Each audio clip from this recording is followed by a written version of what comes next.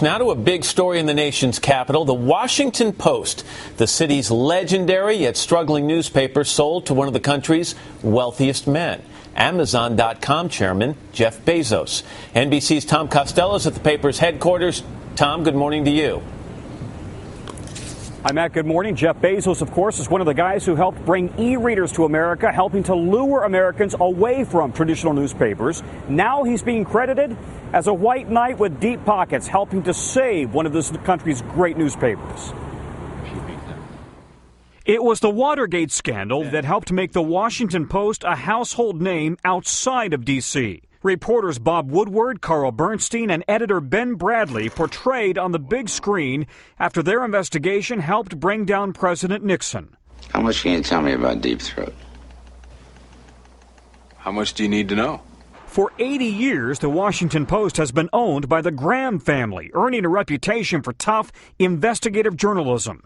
But like most papers, it struggled over the past 10 years. Profits have fallen through the floor as readers and advertisers have fled to the internet. We knew we could keep the Post alive. We knew it could survive.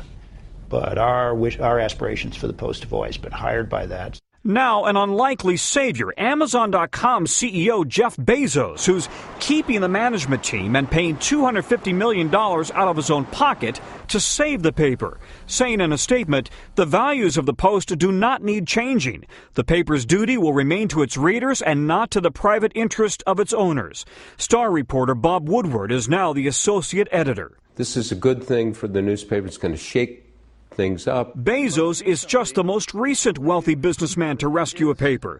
The owner of the Boston Red Sox is buying the Globe. Aaron Kushner has bought the Orange County Register, and billionaire Warren Buffett has bought dozens of papers. Do they see more gold in these hills than the older operators? I think that's the question that is tantalizing people today. Bezos is promising he plans to invent and experiment at the Washington Post. Everybody here is hoping that it's a good and positive one. Guys, back to you.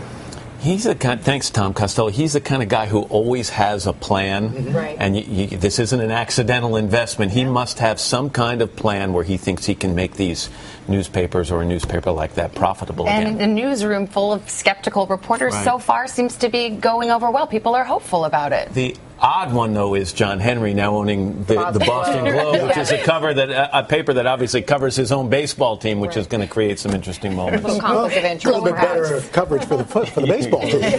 See what happens.